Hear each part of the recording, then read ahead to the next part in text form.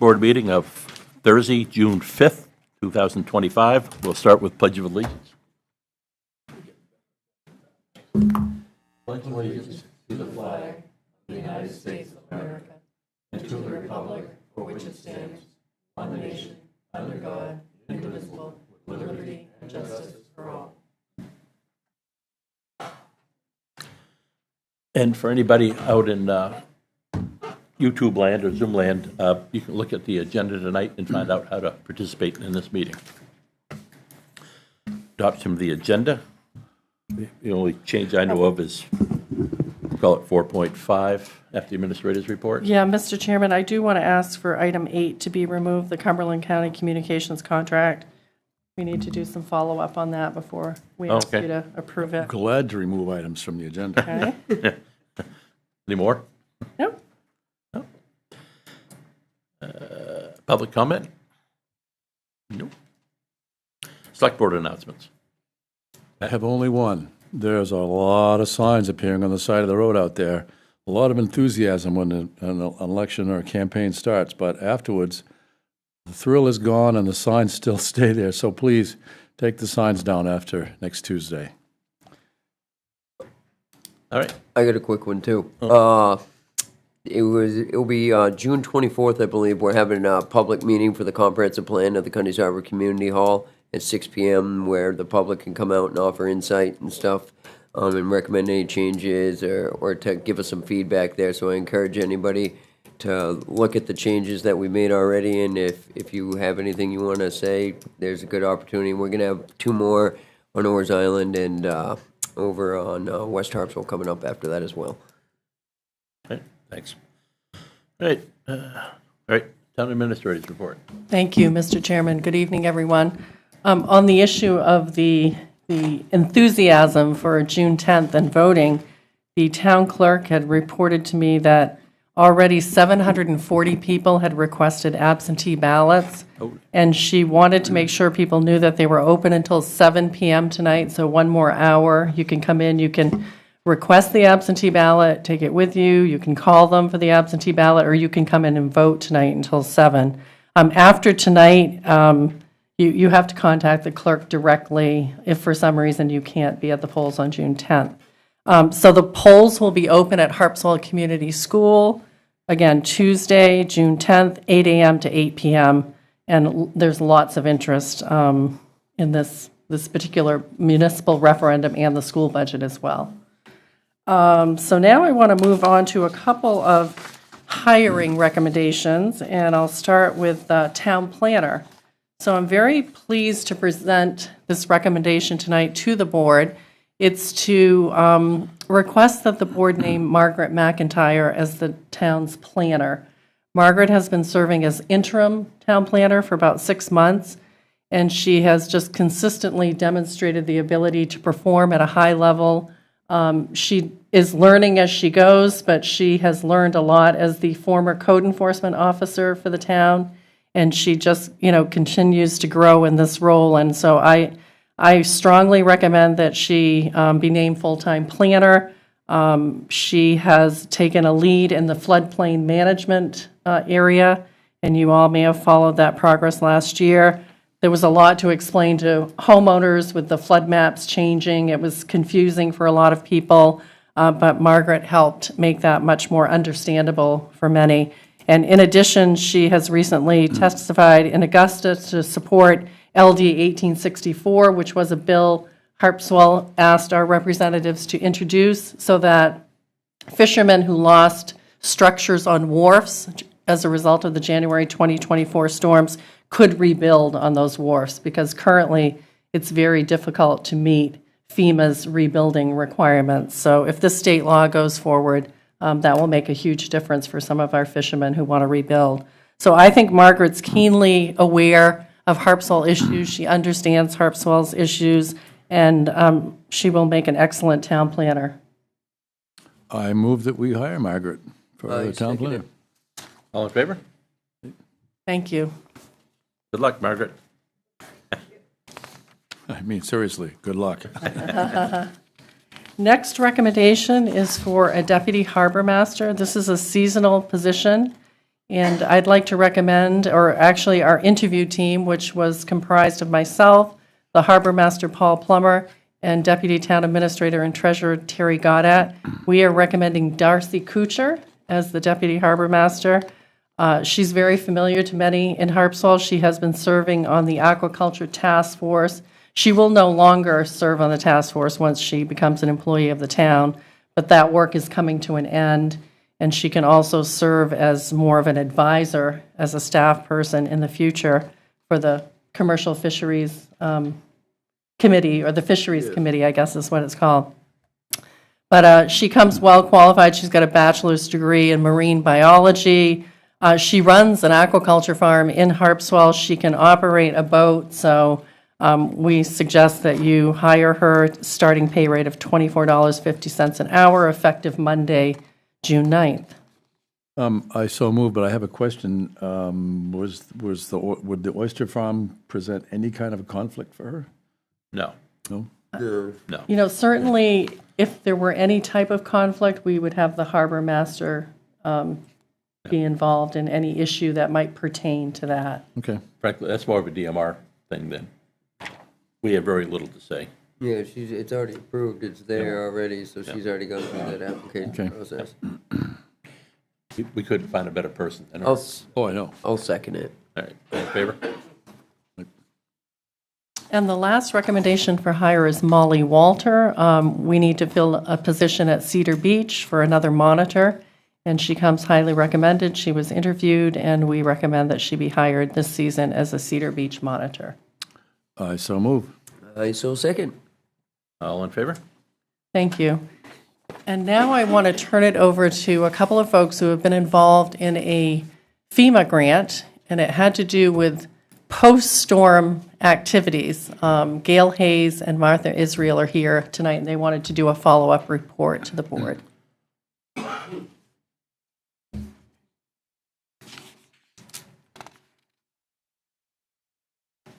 Good evening. I'm Gail Hayes. I have bronchitis, so I'm a little hoarse here. That's a pony, you know, a little horse. Hoarse. Don't laugh at his jokes. And I'm Martha Israel, and I'm from the countryside. Yeah. So tonight we're here to report back on the job that Martha and I were involved with from June 2024 until March of 2025. And we were hired by Maine Health to fulfill a FEMA grant. And our target audience was older adults in Harpswell. And we were chosen because we're Harpswell Aging at Home volunteers and registered nurses. We also had a very strong relationship with the Maine Coast Fishermen's Association, who Abby Westbury had that same job here in Harpswell dealing with the fishermen. We met with more than 25 local groups. We attended local activities like Christmas fairs and things like that. And we met with more than 50 individuals to get their reactions to the storm. Our grant was supposed to be to identify any emotional distress related to the storm and its aftermath. It's required when you get FEMA grants that you go in afterwards and do an assessment. And, you know, Harpswell residents are hardy folks who've had to weather lots of storms, and they pride themselves on being independent and resilient, and they're not very comfortable talking about themselves or their personal problems. Yep. So we tweaked the grant a little because nobody would talk to us. Shocking. To include resiliency and preparedness, to not only assess the stress that they had about the storms, but their concerns about what might happen in the next storm. And remember, we're talking to older residents. This approach also aligns with the mission of HA, which is ways in which we can help older residents stay in their homes. So we felt comfortable adding that piece. And we found that most of the older folks had generators, which we were surprised to find. But they didn't always have access to fuel for extended periods, especially when Brunswick ran out of power for 2 days, or was out of power for 2 days. They're also very concerned about downed trees, and some of their biggest concerns with that are the damage to their property and the cost of removal, because most of them are on fixed incomes, and it's pretty expensive to take down trees. One of the bigger things, though, is that people are really concerned about the inability for EMS, access to EMS and medical services during and after the storms. So some of the areas that people we talked with that were isolated by water were the Bethel, Abner, Basin, Long, and Potts Points, as well as people are concerned about the Oars Bridge. Even though the water didn't go over that bridge, it came very close to the top. On Bailey Island, of course, you know, we had the damage to the bridge. And then Lowell's Cove in Oars Island, people were really concerned about. And the other thing was potable water. People were worried about being able to get potable water during a storm. I'm going to talk a little bit about that isolation and support. Harpswell has pockets of really strong neighbor-to-neighbor connections, always have. There are lots of community organizations that support each other, churches, book clubs, the American Legion, and nonprofits like HA. And we found that most people, especially the old-time Harpswell residents, seem to have support systems in place with their neighbors and family and friends. But we found out that those systems are rapidly eroding as older people die, they move away, they become sicker or fragile. And the new people that move in don't have the same strong sense of community. A lot of them are seasonal people, and they just don't have the same connections, nor do they have the same chainsaw skills that their older neighbors had. So we found that a lot of older residents really don't have the same support systems that they had 20 years ago in case of a natural disaster. And Martha and I have become members of the Sustainability and Resiliency Subcommittee to become involved with action steps to make the older community more prepared for future storms.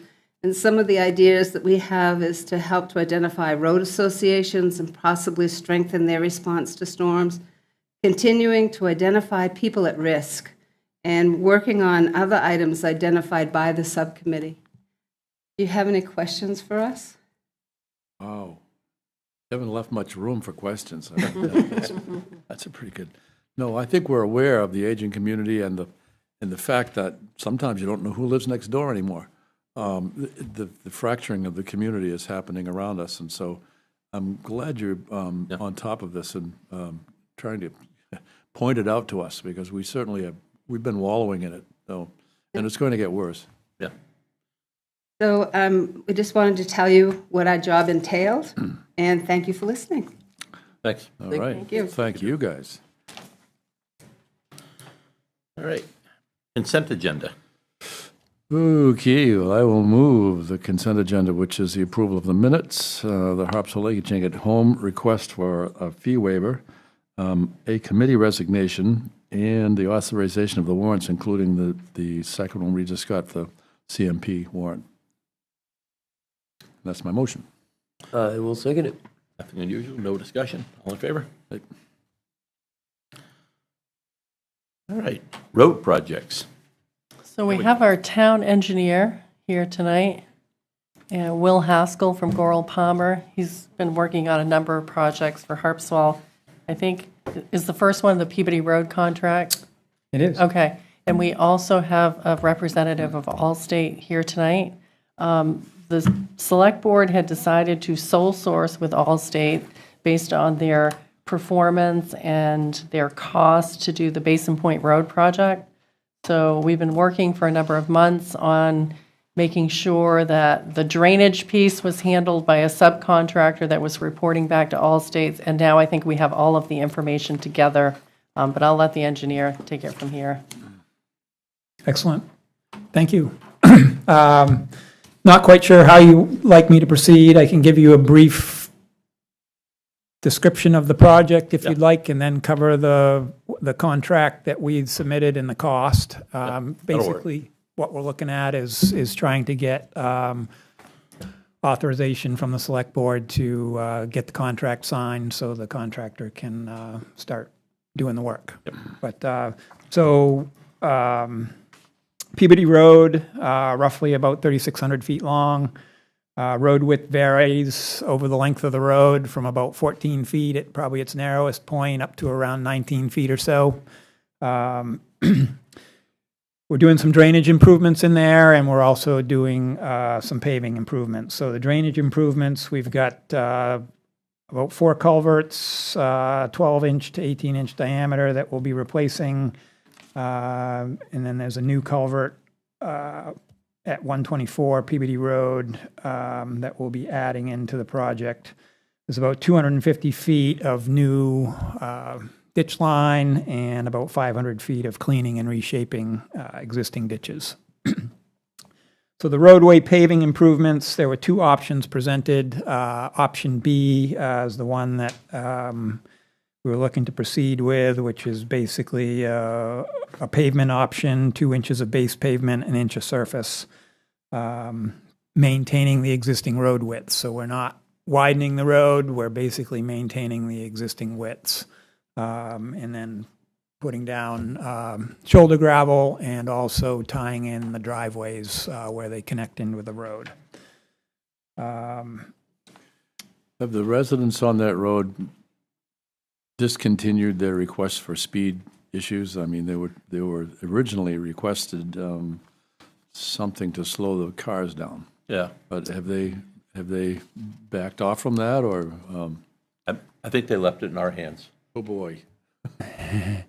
I know part of we explored that kind of in initial discussions with the town, and then that kind of dropped off the radar screen in terms of what we were asked to do. So we haven't proposed any new traffic calming measures as part of this project. Yeah, I would say it's not part of this contract. I think it's something we're going to potentially have to address. There are some modifications being done to both the entrance on the north end and the southern end to try to slow traffic down, but that may not resolve issues for the entire roadway. We're basically trying to make the ends kind of tie in at more of a 90-degree angle rather than the the angle which allows people to kind of wheel in there and wheel out of there pretty quickly. Yeah. I think we talked about speed humps like they have on Winter Street and Topsom now. There's a few that... The speed tables. Yeah, they're somewhat subtle, but that's part of a conversation we'll have with Allstate, I guess. Okay. So really, again, we presented the contract, which is the same contract that we've presented to you folks on other roadway projects in the past. Total price with the drainage improvements and the paving improvements was $620,976.55, which is in that contract document. So I can get into more detail if you want, but that was kind of what I intended to present to you tonight. Yeah, So. We've discussed it at length anyway previously. Mm-hmm. Are you up to speed? Yeah, I read everything. No. I'm okay with it, David. I guess one quick question, do you have any idea when the drainage work might start, if this was approved? 10 days roughly Yeah. So you're using 3 subcontractors. They're listed in here, Labby's and Menzer, yeah. Manzer. Allstate is the other listed entity on there, I think. So I see Allstate, so it's 2 subcontractors and Allstate, yeah. Okay, all right. Yeah, I move we go forward with it, and sole source with Allstate. I second. All in favor? I would like to bring up, at this point, however, we haven't finished Basin Point Road yet. And we had promised them lines or some speed bumps or something, and I think that you was live put on on Basin hold. Point. I know, but I don't think we didn't finish it. I believe the board put that on hold and said. well, on hold for how long? The proposal, the federal government had this, I can't even remember the name of it. We'll have to. It's still not. It was just a pilot project, and they were studying it to see if it was a safer way of handling pedestrians and cyclists, or if it was causing more accidents. So we're not ready to proceed with that idea. It's still not or allowed concept. anyway. The feds haven't changed their tune. Okay, I don't want this to fall off the radar, because several of the members, residents of Basin Point Road have mentioned it to me. What happened to our lines? What happened to the speed bumps? What happened to the, You know, so I don't want it to fall off the radar. Where you were addressing the speed, I just wanted to run upon the end of the road commissioner, and that was my first thing that I was really in top tight about, not to build something really nice. It was going to make people drive wide open and not have some kind of a speed control. And Will has in his budget set it up for 6 new speed limits signs, 3 on each side, going down and up, 25 miles an hour. It's You're 25, talking about Peabody, excuse me. It's 25 right now. Which road are you talking about? Peabody. Peabody, That's okay. the only one I'm dealing with. Okay. And we all know people pay attention to those signs. They will, yeah. It's a new rule now in Harpswell. You watch the speed limits or else.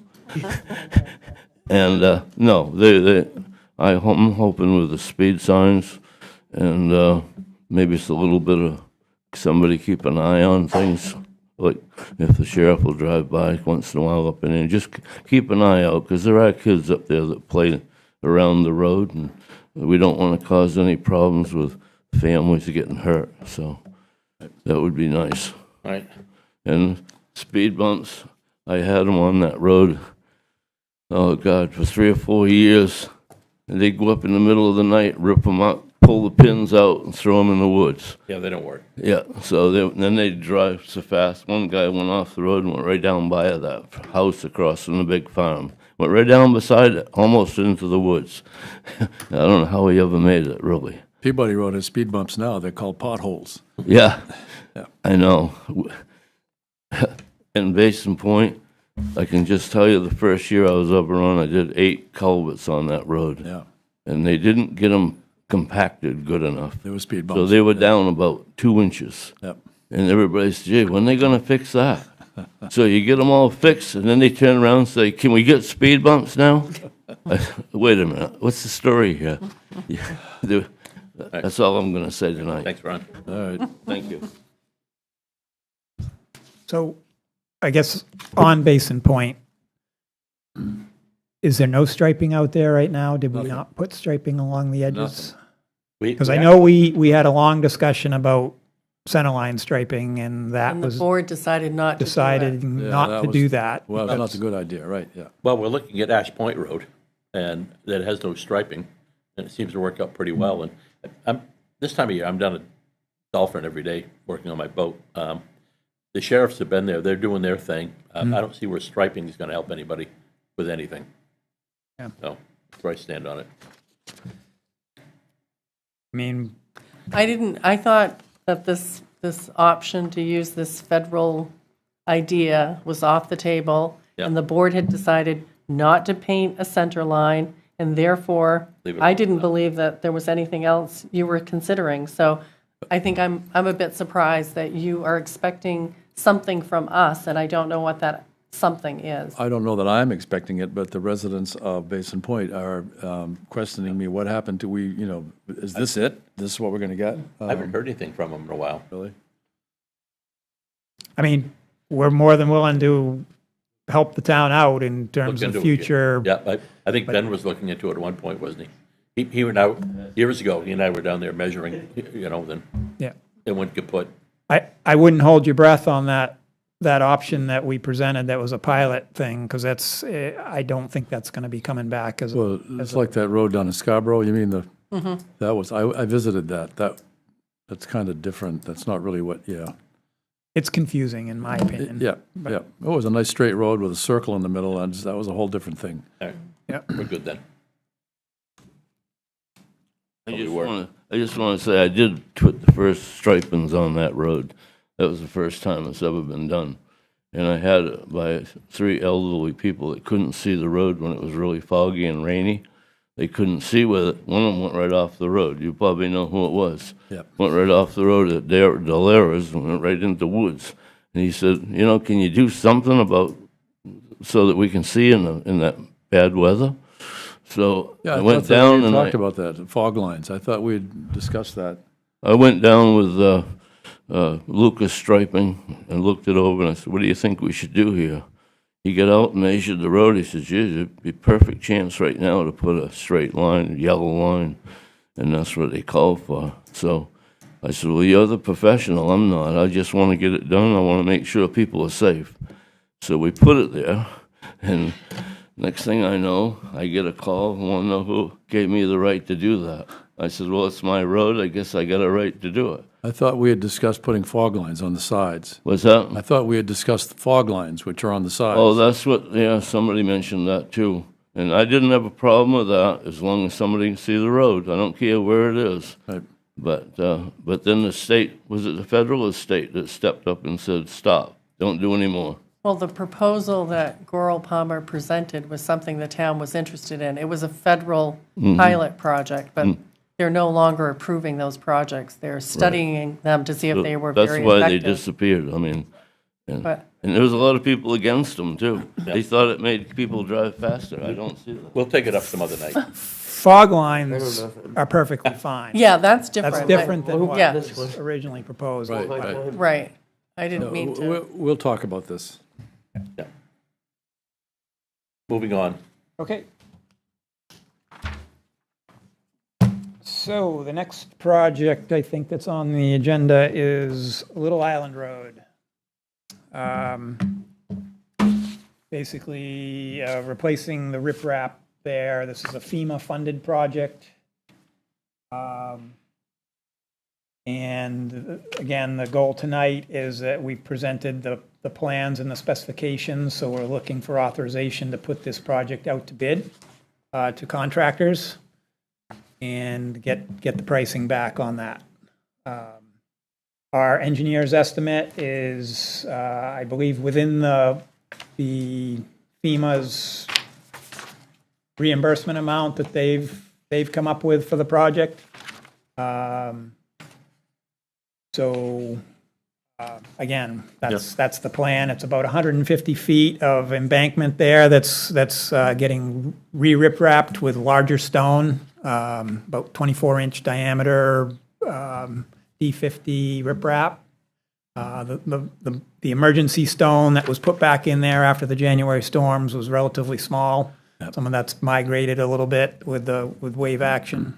And then finally, as the embankment's done, we would be repaving about 150 feet or so of the road, the causeway, as it goes over there along the embankment. Yep. We do have we don't need a DEP permit. We've actually got an exemption from DEP on that. We've got the paperwork for that. But we do have an Army Corps permit, and that's all in place. It's been approved. So we're basically ready to go out to bid and see what we get for interest from the contractors. I move that we do that. I second it. See no discussion. All in favor? Thank you.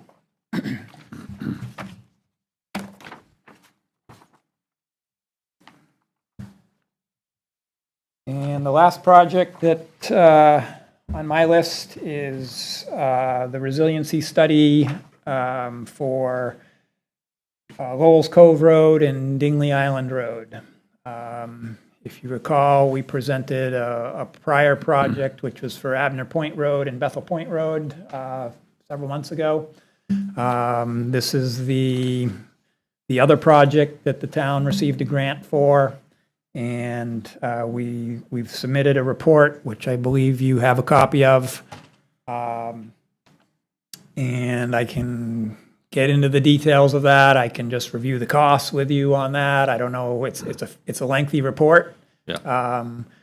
I've got a presentation here, which is probably 29 sheets long, which we don't need to spend a lot of detail on each one, but we can skip to the kind of the general description for each road and then the costs for each road, if that works for you. Yeah.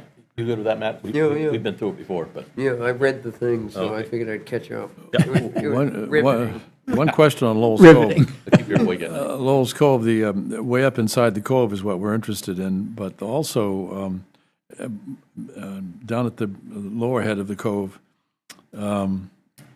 they're both in the EL 13 zone, and but we're concentrating on the upper end because that's the only way in and out for those people, and the other one is not.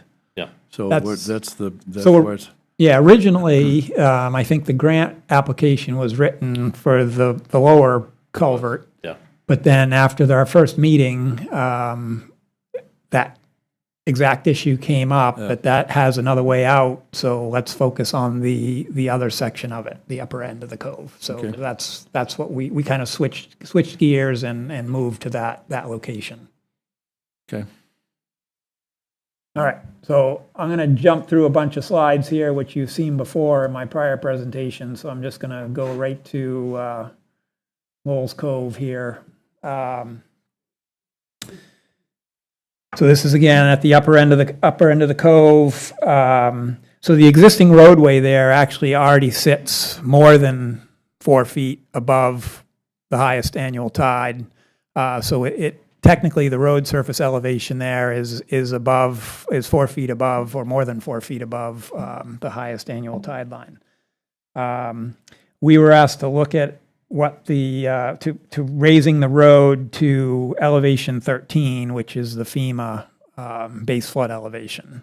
So that's one of the options that we looked at. We also looked at a portable flood barrier, which we talked a little bit again on the last project. We've come up with a new version of that actually can withstand wave action, and so we've got a presentation, or we've got some costs in here for this version, a little more expensive than the version that we talked about for Abner and Bethel Point. But so we basically had two options. Again, portable flood barrier, bringing the elevation up to that elevation 13, or raising the road profile up to that elevation 13. Just a picture of the flood map. That map is quite remarkable, isn't it? Yeah. Quite blue. That lower road gets flooded out, right? It definitely does, and that was proven out with the January storms for sure. I don't think it went over the road at the upper. It didn't. But there is a culvert there. Yeah. It's a 30-inch culvert at that upper end of the cove. We had initially we talked about potentially putting a flood barrier on that, but given that we've got a stream coming down through that, we kind of backed off of that recommendation, because there could be some concerns from the permitting agencies on blocking the migration of flood from the other side. Yeah. Yep. So,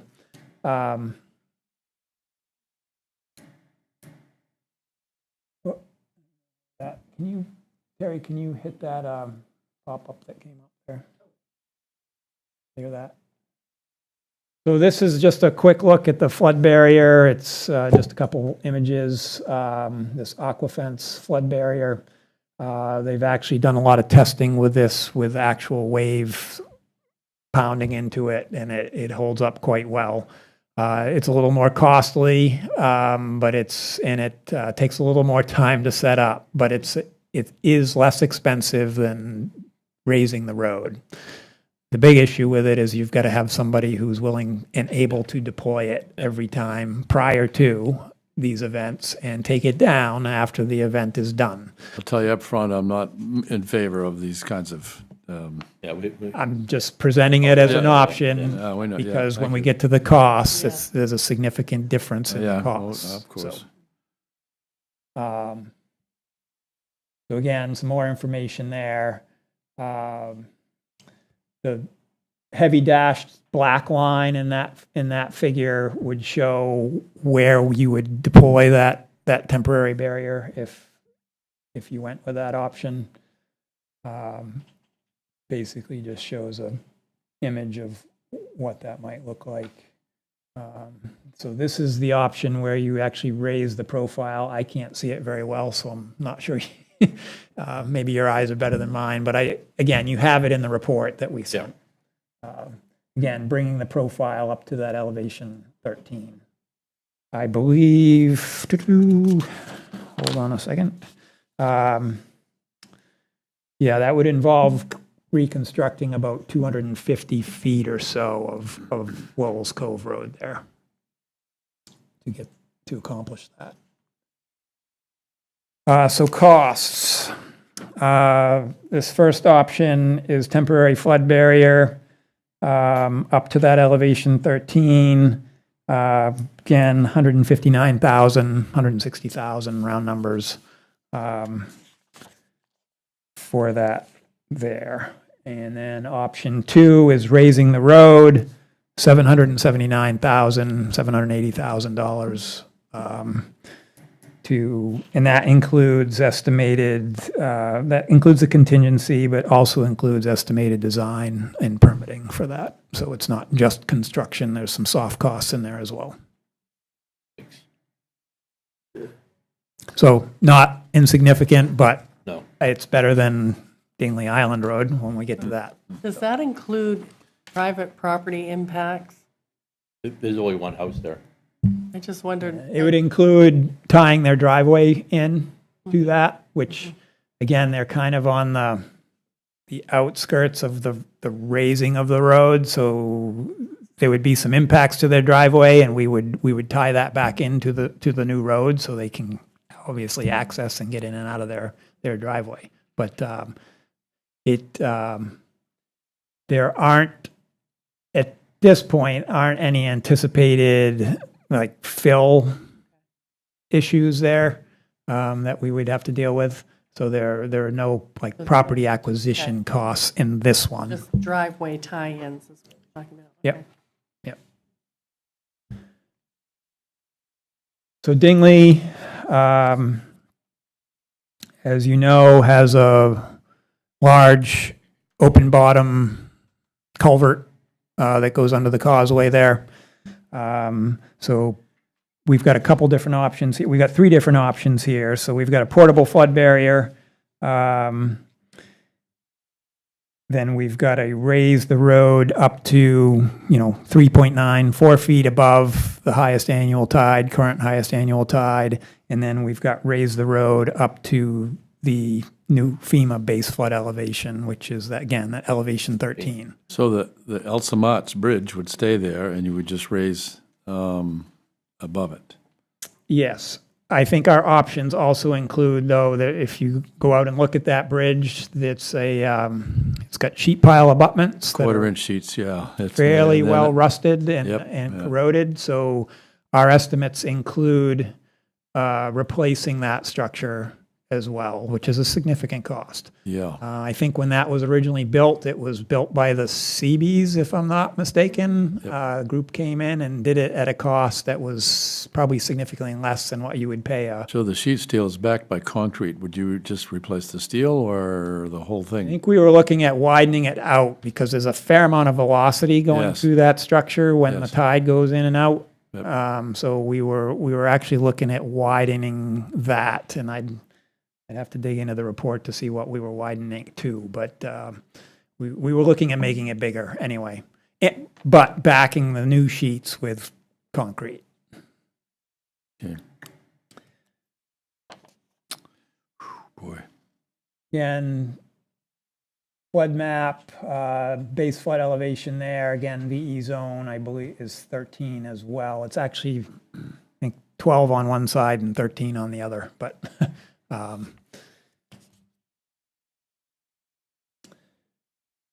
so this option here, we would be putting temporary flood barriers if we were to use that option on both sides, so there's additional length involved. Temporary flood barrier up to elevation 3.9 above the highest annual tide. We're looking at $347,000 for those products at that point. If we installed those up to elevation 13, the length gets quite a bit longer. And it's $473,000 for the temporary flood barriers for that option. And then finally, raising the road. I guess we've got 2 different options here. One, again, to 3.9, basically $2 million. Wow. And then the raising it up to elevation 13 is $2.8 million. And just for your information, if you're raising it up 4 feet from highest annual tide, you've got about 350 feet of roadway to reconstruct there. If you're raising it up to elevation 13, you've got about 500 feet of roadway to reconstruct. So, I can see it flooding a few times. so I mean, that's the challenge, though. But as these women presented, you know, I mean, concerns about emergency vehicle access when these roads flood out. You know, that's obviously concern, not necessarily just for the older folks, but for everybody, really, right? And what do you do when those storms come in? Do we evacuate everybody and move them to a hotel? Or what do you do? I mean, Yeah. Well, so I remember back in '78, they tried evacuating Bailey Allen and nobody left. right. Nobody's going to leave. Well, they do that down south too when the hurricanes Yeah. come in, and you know, a good portion of people leave, but there's a good portion that don't as well. So, so yeah, I mean, the costs for these projects are substantial. They're not going to be going this way anytime soon either. So every year they're just going to keep kind of going up. But that's kind of my presentation, I guess. So I. Yeah, thanks a lot. You ruined my night.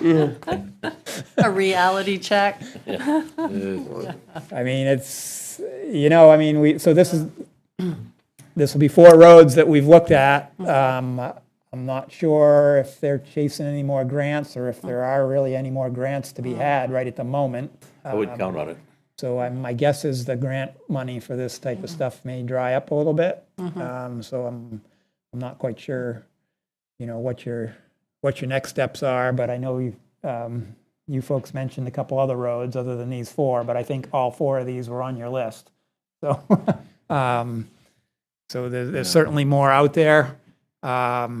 They're tough projects to implement, and we've seen it up and down the coast. It's not just here in Harpswell. Right. We've looked at other projects in other communities, and it's the same. It's the same everywhere. So nature's not just picking on us, huh? I think it's going to be interesting to see what the state is thinking about. You mentioned the Oars Island Bridge. There was damage to the Cribstone Bridge. We haven't seen them do anything down at Potts Point. I think the railing is still banged up, and so I don't really know what kind of plan they're thinking about down there. They're tough projects to permit too. I mean, and you mentioned some potential legislation to help out with some things related to this storm, but I know there's another topic out there about kind of a one-time shot for residences with seawalls to be able to raise their seawalls up 2 feet. And it's, you know, they're tough, inexpensive projects to permit. The one good thing you don't have much of here on these roads is dunes, because if you have dunes, that adds to the permitting and makes it even harder to permit. So be thankful that you don't have that. But one of the other projects that we'll be presenting at some point in time here in the near future is the bank stabilization down at the end of Ocean Street, the trail to the giant stairs, some erosion down there, again caused by that January storm. And, you know, that it's substantially more than the Little Island Road project. It's a longer section of embankment that needs to be stabilized, but we'll be back in front of you in a month or so, probably with that information. Have we settled who owns? Well, what we learned was we cannot use any FEMA money for Private. land that was not publicly owned at the time of the Right. storm. Right. So we have to focus on the town-owned property. What? Yeah, okay. Yeah. So Well, we're alrighty. coming up with a solution to try and make sure that our fix for the town-owned property doesn't get undercut from wave action coming in around it from the side, which is a challenge in its own right, but we're working on a I solution. saw it the other day from the water. It looks worse. Looking at it from the water. Quit looking. Yeah, I know. That's all I've got for you. Plenty. I appreciate your time. I'm sure it is. Thank you way too much. Thanks, Will. Did you have something, Mary Ann? I'm Mary Ann Naif, on the Resiliency Committee, and as Will was talking about the road projects and the costs and the temporary flood barriers, I just wanted to mention that the committee is now looking at how we need to think about all of these as a whole and what the costs are going to be, and maybe some different arrangements for the town to consider rather than raising a lot of roads for those that don't flood that often. And we've reached out to the Fire and Rescue Committee, or the Fire Department, to talk to them about this idea of the temporary barriers. What would be the ramifications of that? Who would be involved with it? And if there was any buy-in to thinking about that as some shorter-term fixes until you can spend the money to raise a road. So I just wanted to kind of mention that we're kind of looking at as a whole. We talked about it this A week. hole that we pour money into. Well, that we have that, but maybe as looking at these instead of it one project at a time, to start thinking about how the We town. definitely have to set some criteria for, Exactly. what's the priority, so we can establish which one we're going to do first and how much money do we have, and And that's Yeah. what we're going to come to you with a plan for you, then you can make some decisions. Yeah. Because they are your decisions in the end. great, thanks a lot, okay. But I just wanted to mention that because it can become a little overwhelming as we start talking about each one of It these. already is. So, thank you. Thanks.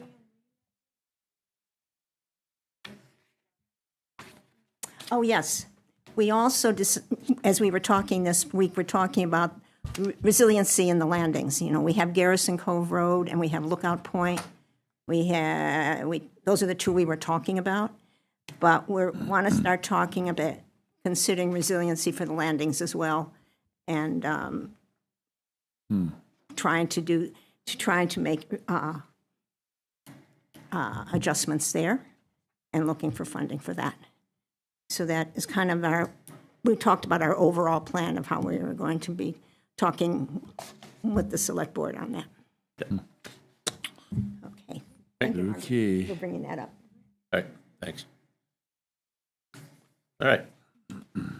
So, should we get Peabody Road out of the way? We did, didn't we? Yep. Gonna go out to Got bid. it afterwards. No, I mean, So we just have to around. we're sole sourcing. Yep. Yeah, but there is a contract to sign. Do that now or after? Oh, I think if you want to authorize me to sign, or you can sign, whatever. Yeah, I move we authorize Christie to sign it. I'll second it. all in favor? Hey, Thank you. There we go. problem solved. Problem solved. Thank you very much. Hey, Thank you for coming, Hunter. All right. Moving on then. Need a gift for painting a fisherman? I've discovered a typo in here. I don't know if you guys knew about it, but under Typo?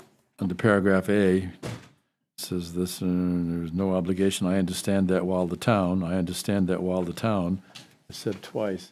It's not a big deal, but I don't know how that happened. See what I mean? Yeah, I do. Oh, But he's Pretty already wild. signed it, so hey. Yeah, I think that's just, Too late to point that out now. yeah. So tonight, I think the board can decide if you want to accept the gift. It's a painting, a group portrait of 6 Mackerel Cove lobstermen. We've had it posted with the agenda. It was presented 2 weeks ago by the artist Dennis Wilkins, and he is interested in having us be able to display it in a public building. I absolutely want to accept, and I move we do so. Dennis is a very talented artist. I will second that. It's pretty impressive. It is, he did a good job. All in favor? And we've actually found a place, and I actually talked to Gail Hayes and them. I showed them, and I said, what about the pantry? She goes, oh, people are in and out of there all day, you know? Yes, that's what I Technically thought. in the lobby, so. Probably people more want to public see it. in there than any other room in the Yeah, building. easier than wandering down to the conference room. All right. Treasurer's report. Wow, us. Good evening, Terry Gaudet, the town's treasurer, here to report on the town's finances as of May 31st, 2025. Haven't coughed all night, now I'm going to speak. Okay. As of May 31st, the town's cash balances were $2.2 million. That included a $500,000 drawdown on the town's short-term borrowing that was needed to make the May school payment. On other balance sheet items, the 2024 taxes outstanding is just over $44,000. Other year taxes outstanding, $14,758, which includes the liens for 2023, which would be subject to foreclosure in December if they remain unpaid.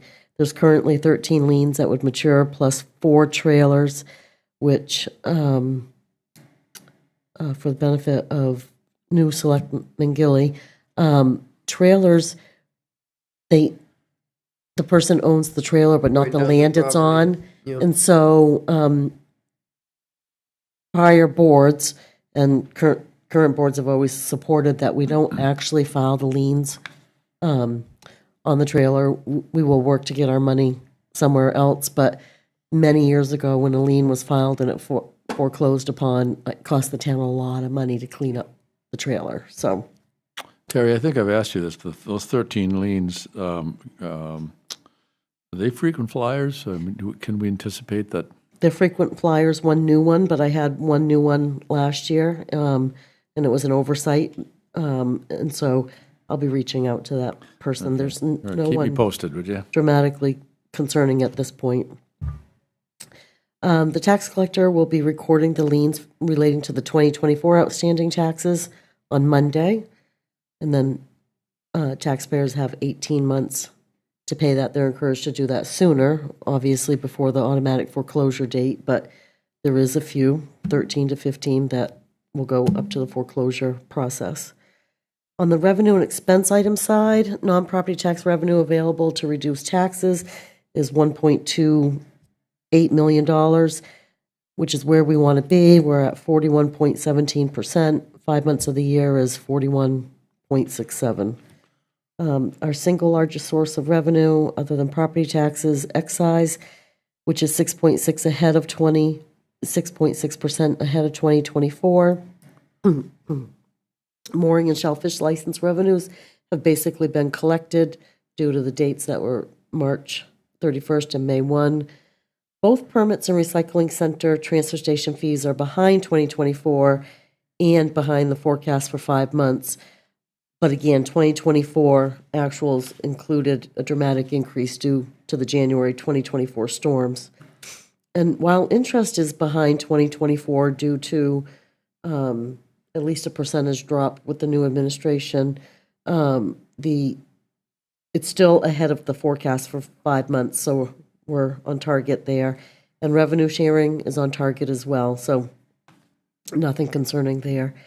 On March 22nd, 2025, voters approved the town's budget. There's no concern on expenditures at this point, being so early.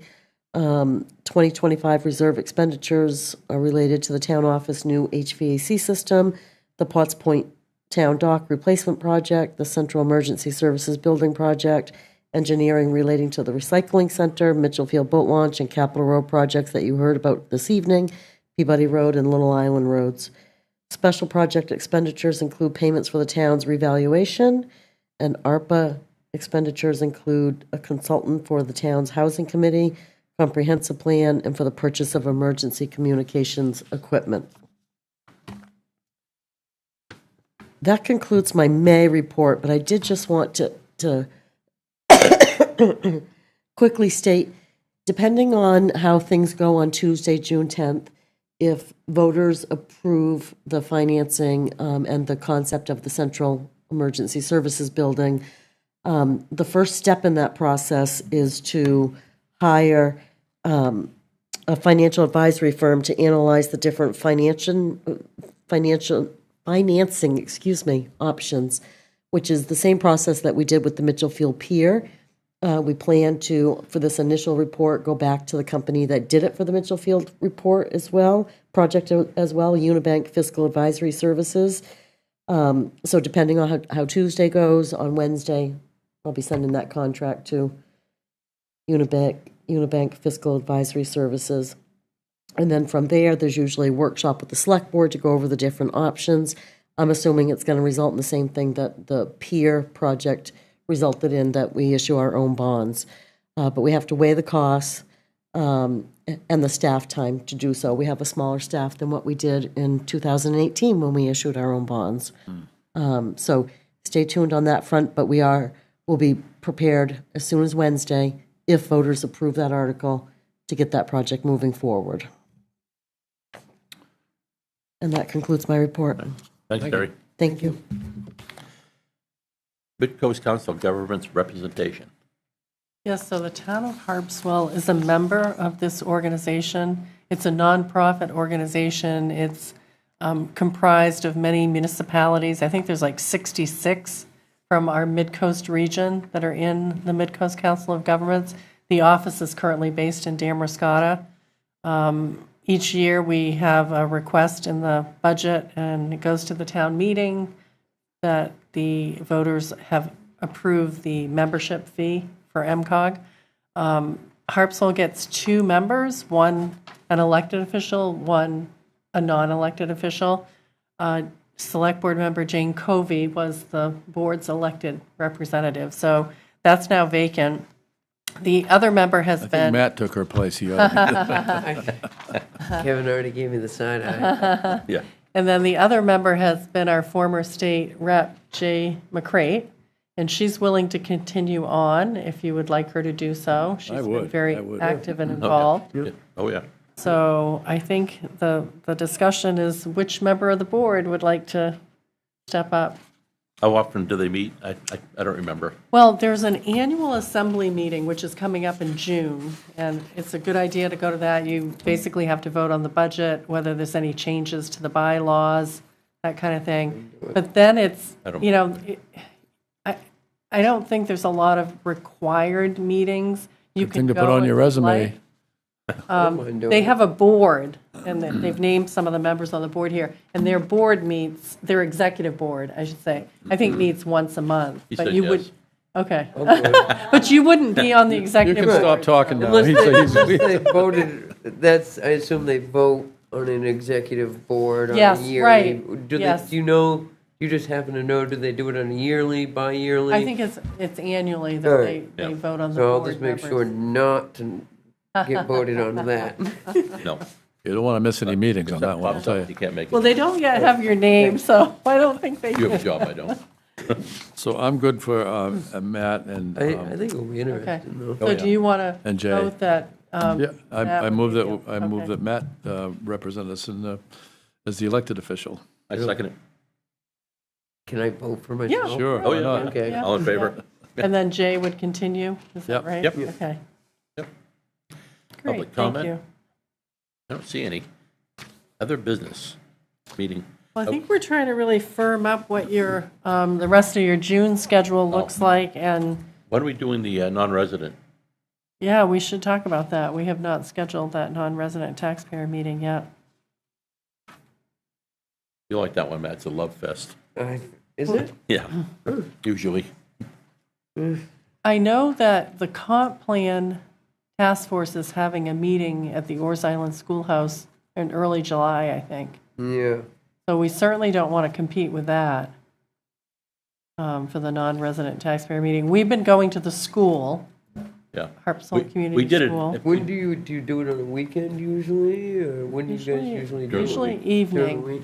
yeah. Oh, yeah, school's not in session. Yeah, so- but it's like 6 o'clock at night. Yeah, whatever. We've done it at the Ozell Schoolhouse before. How many But- people do you usually show It up? varies, 50. Sometimes a little more. And usually, we talk, they listen, and that's the end of the meeting, you know? So do you remember the date of the comp plan? Is it July 9th? I can, Oh, it's on the calendar. I was gonna say, I can pull it up in my email. It's a Wednesday, July 9th. It is? That comp plan meeting? Well, July 9th is a Wednesday. I don't know Oh, if yeah, that's- I knew it was a Wednesday, yeah. Let's see. No, I think, no, I think our meeting's on a Tuesday. The 8th? Or, yeah, it might be, hang on. July 8th. Yeah. So we could do that Wednesday, then, But is that too close? Are we gonna, if you have your comp plan meeting and then the, whatever. Well, it'd be two different, yeah, I know. it'd be two different cast of characters. I will just say, last year, after the non-resident taxpayer meeting, which was held on a Tuesday, we heard from several people saying, requesting, when you schedule next year's, that you would consider Thursday through Monday, leave Tuesday and Wednesday out of it, because the non-residents will come up, usually sweep in a weekend on one end or on the other end, Yeah. but Tuesdays and Wednesdays are difficult. So a Thursday then, Yeah, we could do pick a date. Or a Monday? For Monday, but I would say a Thursday. you do also have to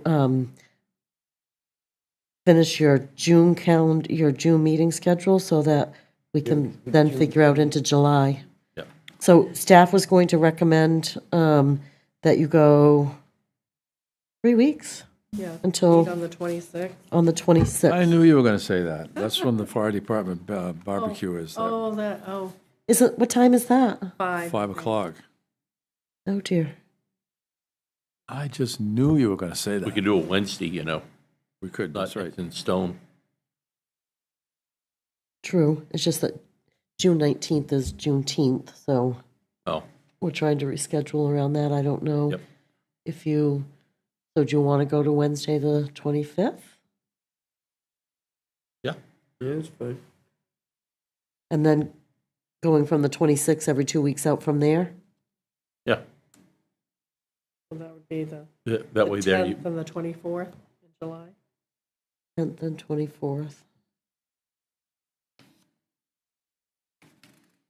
so the 17th of July then, for non-resident? Is that a Thursday?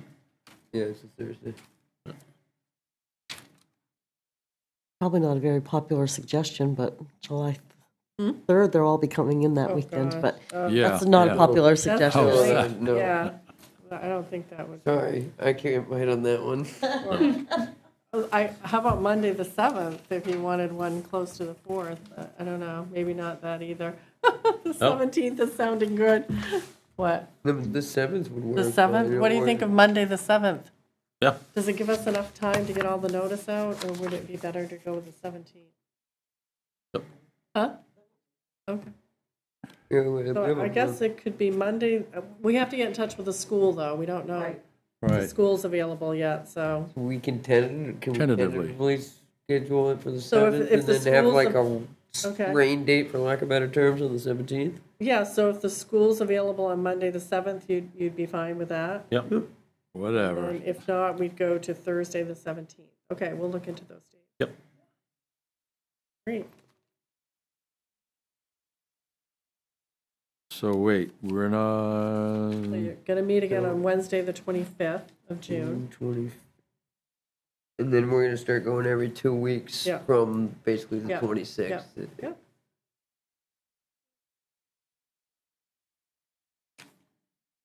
And Okay. July 7th.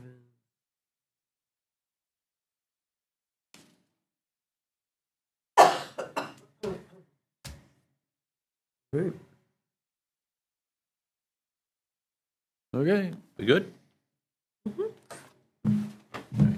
Any other business? Yep. So this comes from your recycling center manager and transfer station manager. Every year, Selectman Chipman and Chairman Johnson will recall, every year, They grind wood at the transfer station, and I'm sure Selectman Gilly's familiar with seeing that happening there. Several years ago, it became very difficult. There's not many contractors out in that industry anymore, and so the board said, fine, the manager can work with this company on an annual basis. And so he has worked with Douglas Jones Inc., Cross Excavation Corporation. He's already started the grinding, but he held his prices from last year.